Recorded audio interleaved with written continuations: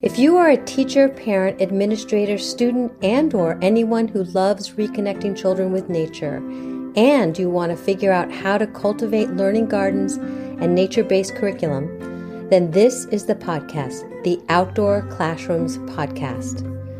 My name is Victoria Hackett. I am the founder of Outdoor-Classrooms.com and the Secret Gardens Nature Classes. I love witnessing the magic that happens when children are playfully learning outdoors. Observing the return of wonder and curiosity when children are interacting with nature is pure magic. This is the podcast that is going to help you capture children's interest and give you not only inspiration, but some real life strategies that are going to help you figure out how to use the outdoor space, your outdoor space, as a teaching tool, so you can enlighten the playful learning experience for young children. Welcome to our Outdoor Classrooms community. Hello and welcome to today's podcast episode. We are going to be talking about gratitude and nature-based education and how we can nurture thankfulness in our outdoor classrooms. So my name again is Victoria Hackett, and I'm thrilled to have you here.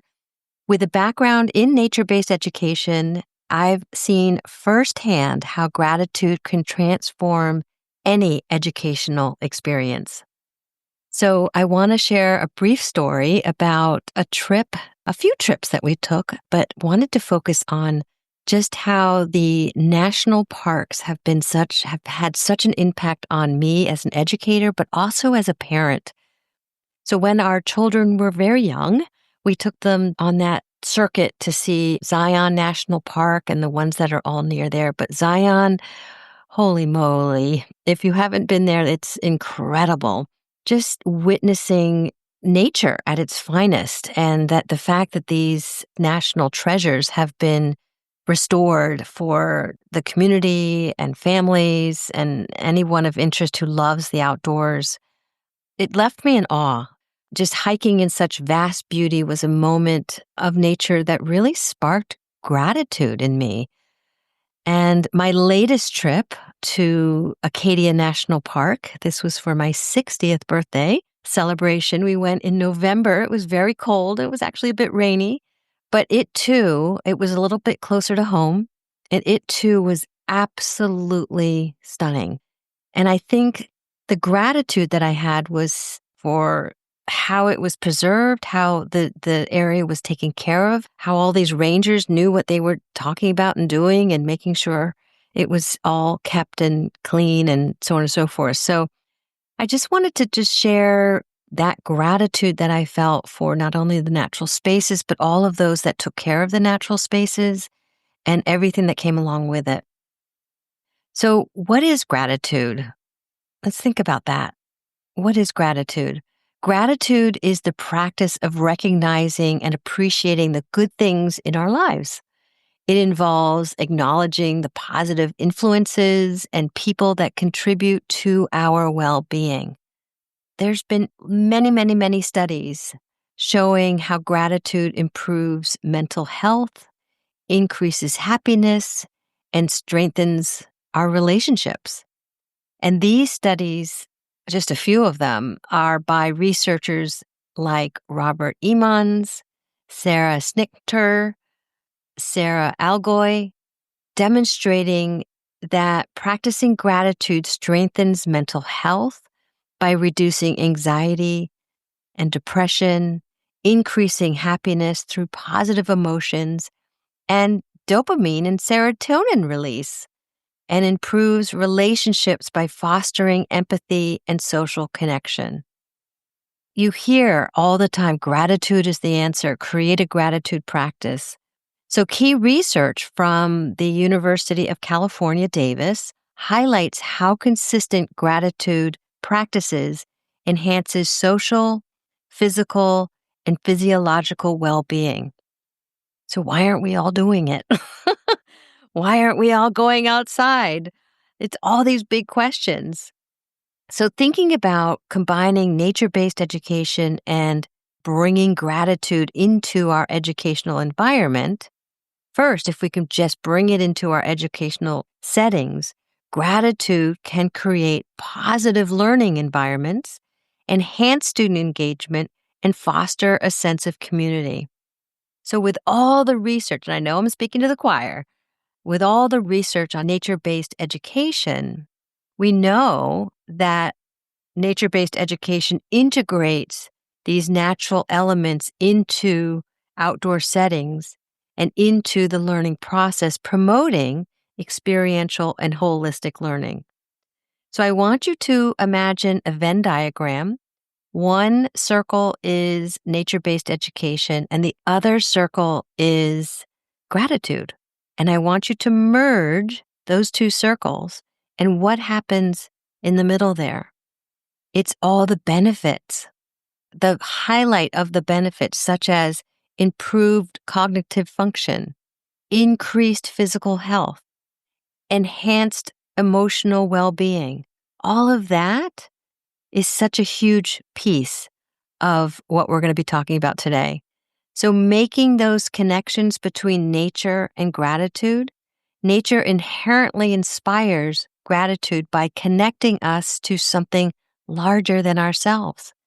It encourages mindfulness, appreciation for the world around us.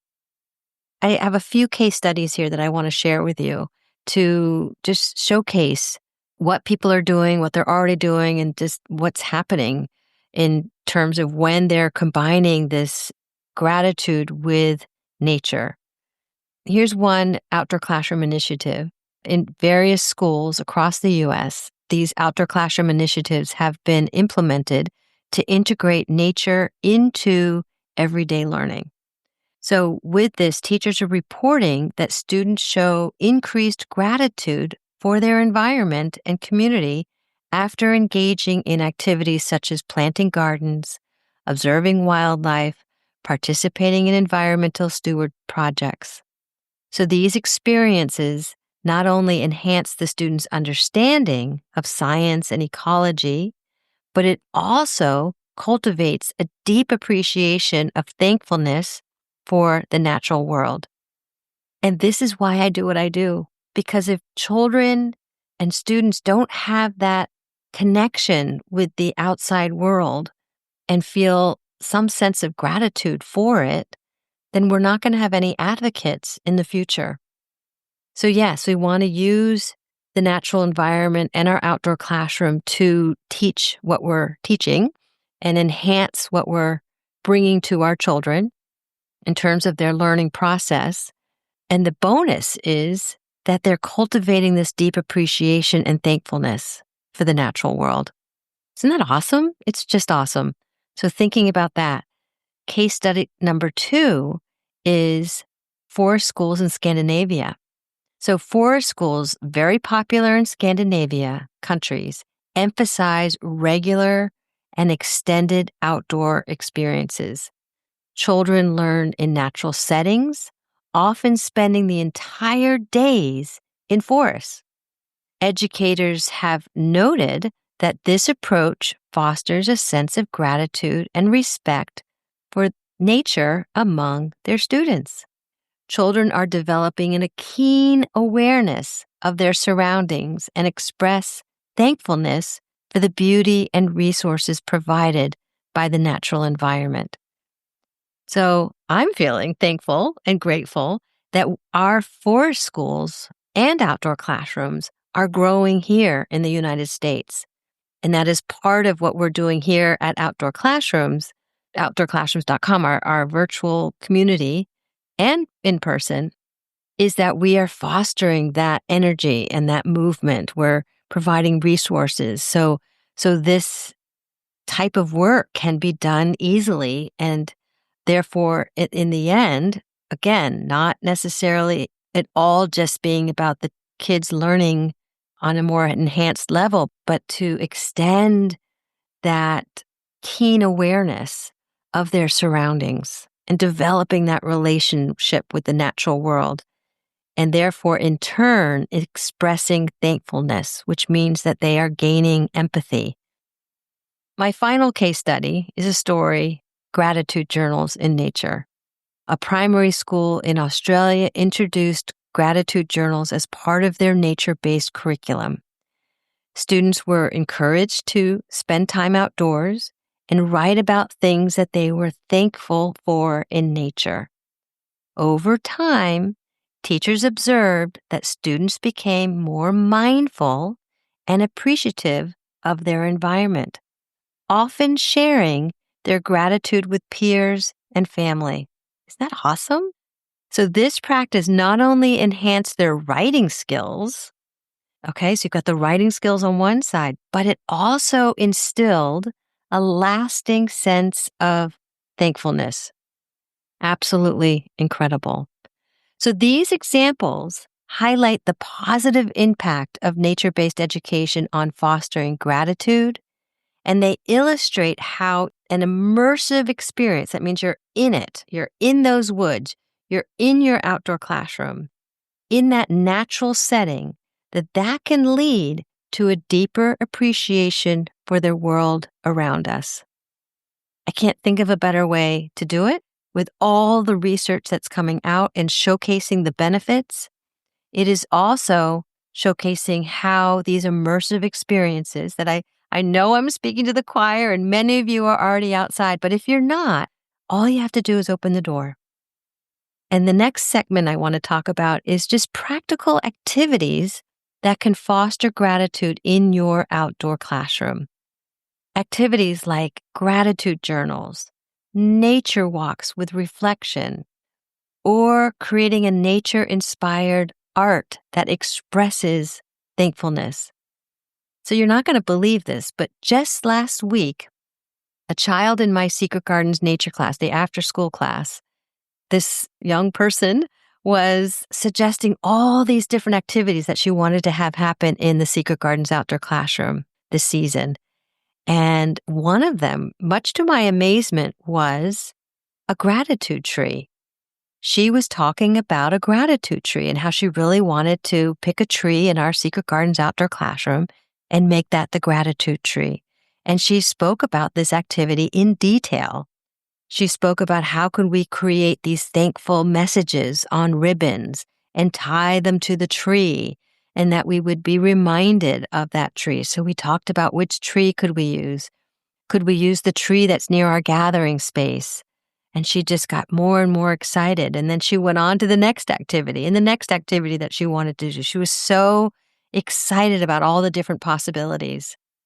So thinking about these activities and how they can be adapted to different age groups. So for younger children, focus on the simple, the tangible expressions of gratitude. Older students can engage in more reflective practices. Thinking about, again, if you have very, very young children, just they're making marks on paper so they wouldn't be able to write words. So you can either write the words for them or you can use their marks, ask them what it might be, what they're saying, what they're thankful for. And for older children, same thing, that depending on the age and the stage of the children.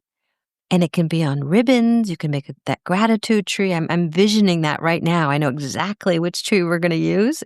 It has very low branches and it's right near our red tarp, which is our gathering space. So each time we come, we can add a new gratitude, a new thankful, something that happened that week. We can add to that tree. And wouldn't it be fun to come and keep doing that until our Thanksgiving celebrations? And again, it does not have to be Thanksgiving focused. It can be any time of year. It could be a whole year-long activity, depending on your interest and your children's interest and so on and so forth. So another thing that you might do that might be fun to do with your children and students is to go on a mindfulness walk or have a moment of silence in nature and encourage your students, your children to notice and appreciate their surroundings. There's nothing better than doing this in the early morning, even with yourself. If you're just taking a moment to yourself and sitting out, and you might have a sit spot, you might have a special place that you go to and just listen to the morning song of the birds. The chorus is absolutely amazing. And then listen to what happens if it's dusk. Just sitting there and doing maybe a short gratitude practice and thinking what that might feel like. And then entering your day with this gratitude. It changes the whole day because your vibration is now filled with gratitude. In this segment, I want to encourage you to share your gratitude stories because we want to hear from you. This isn't just about me talking and sharing different stories. Your stories count. And that is actually one of the reasons why I started this Outdoor Classrooms podcast, is to hear your stories. If you want to share your stories about gratitude, it can be incredibly powerful and inspiring for others. So many of our circle members, we have a private Facebook page where you can share there. If you're not a member, you can go to our Instagram and you can share there. So all of this helps build a community of like-minded individuals who value the beauty and lessons nature offers. And it's exciting to think about. So again, the more that we're doing this, the more that we're sharing what we're grateful for, that energy is going to build momentum. It will build momentum within us as educators. We'll be re-energized. And then the kids will start feeling that. Then they're going to feel re-energized. And then their parents. And it has that incredible ripple effect. I want to give you a prompt. I want you to think about a time when being in nature made you feel truly, truly grateful. It could be a simple moment, like watching a sunrise. It could be a memory of a hike with friends, or a lesson learned from observing wildlife. And then I want you to ask the question, how did that experience impact you? And again, I know many of you who are listening to this podcast, maybe you're already spending time in nature and you're already bringing your kids outdoors. You have fabulous outdoor classrooms. But any of those that are new, I want you to, all of you, think about that time when being in nature made you feel truly grateful. And maybe it might be an observation of a child being in nature and seeing that what I call the magic happening when there's this true connection, when everybody's humming. Even I was so grateful in my latest Secret Gardens outdoor classroom class. It was amazing to watch children. We all sort of did an activity together, but they all kind of dispersed into our different learning gardens. And they were all in the zone. They all were really traveling around the outdoor classroom and its learning stations, kind of getting what they needed. It was a long day of school for them, and some of them were deep in the mud kitchen and really making some messy mud pies, and that's what they needed. I was so grateful. I was so grateful for the water that they could make these mud pies with. And then we had another group of kids that were making these beautiful magic wands, and they were using crumpled up leaves as their fairy dust. And I was grateful for their creativity, taking this activity that I had presented to the next level, beyond my beyond. They were beautiful. And I was grateful for their excitement. I was grateful for the leaves that they could cut up, leaves that had fallen on the ground, that they had a purpose, that leaves were bringing such joy to these children's lives in the making of their own wands.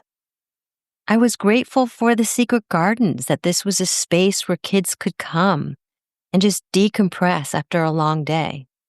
I was grateful for the young children that come in the morning with their parents. I was grateful for the parents bringing their young children and really starting their journey out with these ahas moments of, yes, nature is the answer, reconnecting my children or connecting my child to nature. They love it. And having them witness their children's joy. There's nothing better. So I would love for you to think about, what are you truly grateful for? What is making you excited? The other day, I took an incredible morning walk. We have woods that are near our home that I just could pop on over and take a beautiful morning walk. I'm grateful for those woods, that they have not been destroyed or torn down. And I'm grateful for all the animals in those woods, the fresh air, the water, all of that. So think about gratitude. Think about how we can share our own stories. And through social media, through emails, I will put something on the Instagram and our Facebook page where you can go there and share. It's so important. So again, I just want to share a few of other listeners. One listener shared how a walk in the forest helped them find peace during a stressful time, reminding them to be grateful for the small joys in life. Another story came through from a teacher who noticed her students expressing gratitude after spending time in their school garden, appreciating the effort it takes to grow food. So again, the list goes on and on and on, but I want to take a moment and reflect on your own experiences. How has nature inspired gratitude in your life? We'd love to hear from you and share it with our community. By sharing your stories, you're not only reflecting on your own experiences, but you're also inspiring others and other educators and parents and leaders to recognize and appreciate the gifts nature provides. So again, we look forward to hearing from you and can't wait to let you know that we have a workshop on gratitude. This is going to be at the end of the month. We're going to be extending this conversation and talking about how we can incorporate gratitude. And again, that Venn diagram, gratitude in one circle, nature-based education, and your outdoor classroom in the other circle, and how we can merge the two, making a beautiful Venn diagram, and coming up with various activities, coming up with just a culture in your outdoor classroom that emulates this incredible gratitude, and teaching gratitude practices that not only you can have for the rest of your life, but your children too, that they too will have a gratitude practice, whether it's a journaling practice, whether it's having a gratitude tree, all of that we will be talking about in our workshop at the end of the month.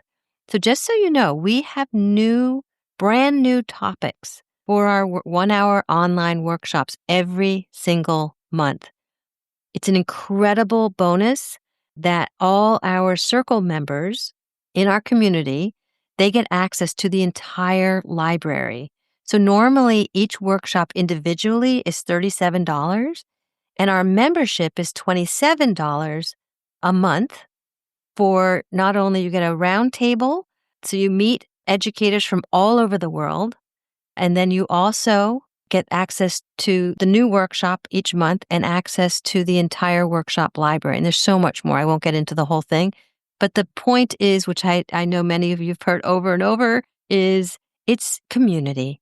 It's really all about the people in the community that really make our circle community what it is today. So I want to thank you all. I'm grateful for all of you listeners, and we'll talk soon. Dream big. Bye. Thank you for tuning in to today's episode. If you're ready to take the next step and dive deeper into our community, here's how you can get involved. First, you can join our 1-hour workshops. These happen every month with fresh and exciting new topics each time. It's a great way to get a taste for what we offer. If you enjoy the workshops, you can become part of our Circle membership community, and this will give you access to not only all the new workshops that happen every month, but it will also give you access to our entire workshop library, which is growing. It will also give you access to our monthly roundtable discussions. And also, as a member, you receive exclusive discounts on all our programs. It's wonderful, wonderful family. The final step, if you would like to dig deeper into our community, is to join our Outdoor Classrooms Teacher Certification Program. This program is for those educators who are eager to dig even deeper into our programming, and it's the perfect next step. If you want to learn more about each of these programs, or you're not sure where you need to start, or any questions that you might have, schedule a one-on-one discovery call with me, Victoria Hackett. I will put all of that information in the show notes. You can also go to our website at www.outdoor-classrooms.com to learn more information. We can't wait to welcome you into our community. Until next time,